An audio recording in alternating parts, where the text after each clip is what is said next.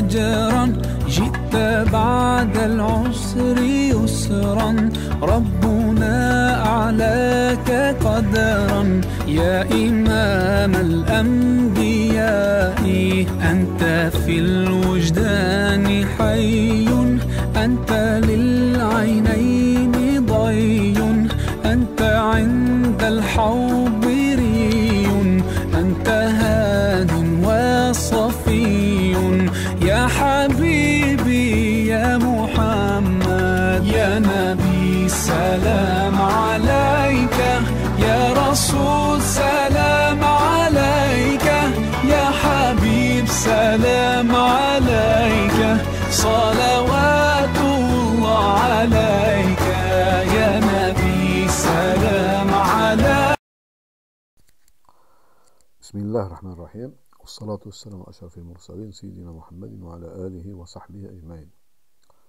Mes chers étudiants, nous allons à partir de cet exposé, donc nous allons proposer des exercices corrigés sur les thèmes suivants. Donc on va aborder donc les intégrales des primitives, les développements limités, les équations différentielles d'ordre 1, les équations différentielles d'ordre 2, les fonctions de plusieurs variables. Bon, ces exercices sont la suite de mon cours d'analyse qui existe déjà sur YouTube.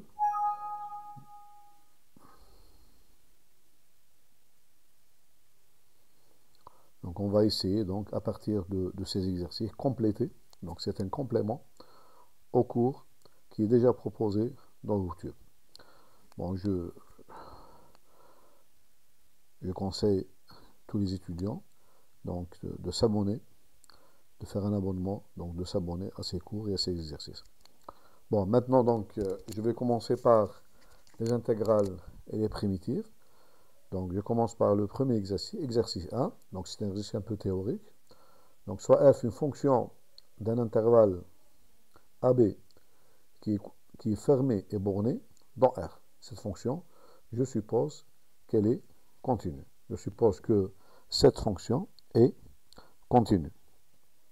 Montrer qu'il existe C appartenant à l'intervalle AB ouvert, tel que l'intégrale somme de A à B f de x dx est égale à B moins A multiplié par f de C. Donc ce théorème, donc cet exercice est connu aussi sous le théorème de la moyenne.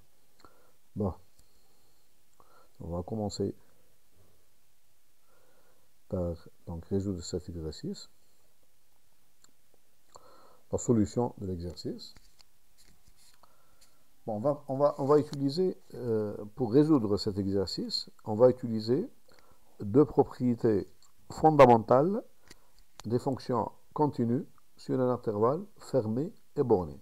Bon, j'insiste que l'intervalle en question ici, il est donc il est fermé et borné.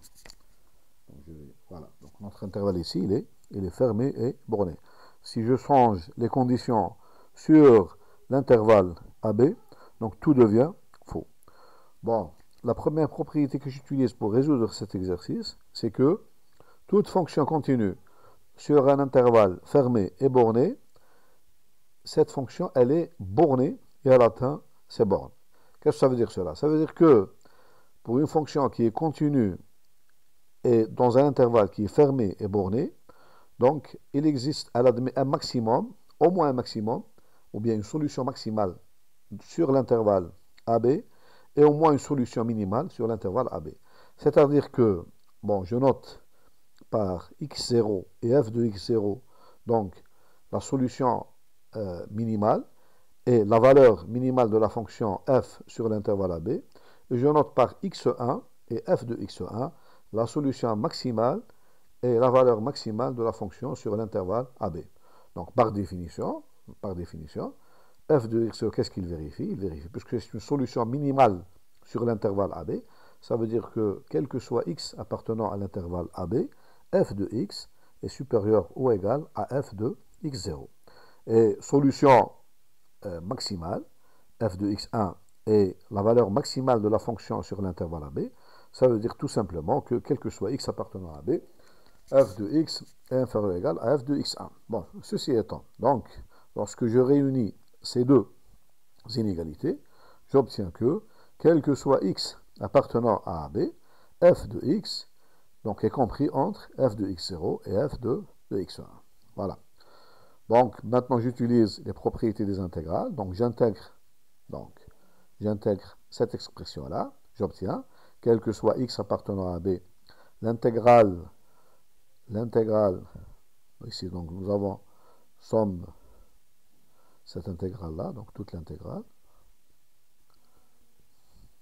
L'intégrale somme de a, b, f de x dx est inférieure ou égale à l'intégrale de la constante f de x1 et l'intégrale de la constante f de x0. Bon, ceci, il est clair que ceci est égal à b moins a multiplié par f de x1 et ceci donc, est égal à b moins a multiplié par f de x0.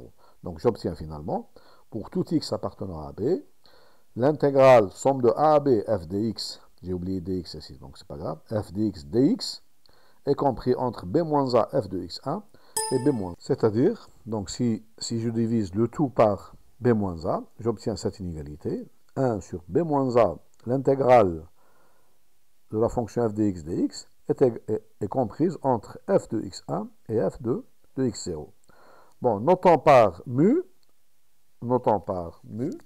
cette expression. Donc, mu est égal à quoi? Est égal à, donc je vais l'encadrer, est égal à toute cette quantité. Donc je note mu, cette quantité. Voilà. Donc je note mu, cette quantité. C'est un nombre réel. C'est un nombre réel.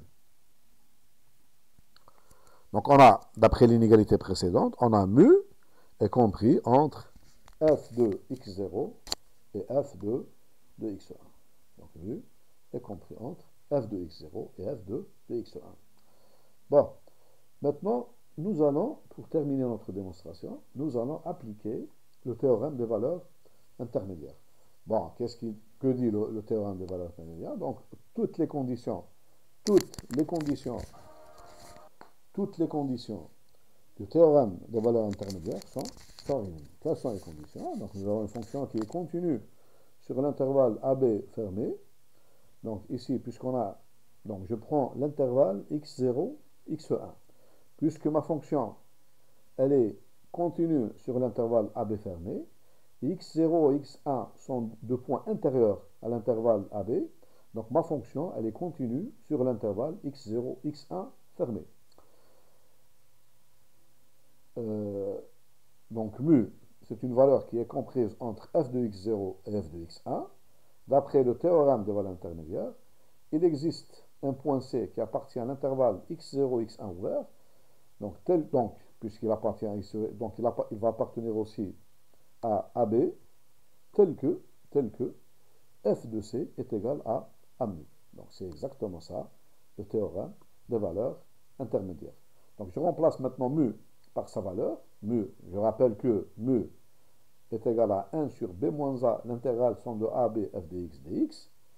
Donc, et je multiplie les deux membres de l'inégalité précédente par b moins a, on obtient exactement ce qu'on veut démontrer. C'est exactement ce que je veux démontrer. Voilà, c'est tout simplement. Donc, pour démontrer donc, cet exercice, j'ai utilisé deux propriétés fondamentales, ou bien trois, donc deux propriétés fondamentales des fonctions continues sur un intervalle fermé et borné, qui sont les suivantes. Donc, toute fonction continue sur un intervalle fermé et borné, donc admet un maximum et un minimum. La deuxième propriété, c'est le théorème des valeurs intermédiaires. Donc, je prends une valeur quelconque comprise entre f de x0 et f de x1, avec x0 et x1 appartenant à l'intervalle AB. Donc, il existe au moins un point C appartenant à l'intervalle x0 et x1, tel que cette valeur que j'appelle mu est égale à f de C.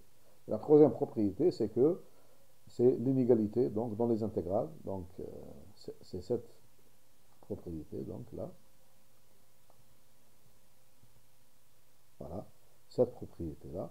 C'est-à-dire, si j'ai f de x, f, c'est une propriété générale. Si j'ai deux fonctions, par exemple, f de x est inférieur à g de x. par exemple cette propriété. Donc les intégrales vont suivre. Donc j'ai l'intégrale de f de x de x est inférieur ou égal à l'intégrale de g de x de x. Là, j'ai le cas particulier où la fonction g de x ici est égale à une constante. L'intégrale d'une constante, je connais sa valeur. L'intégrale, donc, je répète ici. Donc, somme de a à b, f de x1 dx est égale à b moins a multiplié par f de x1. Et c'est tout.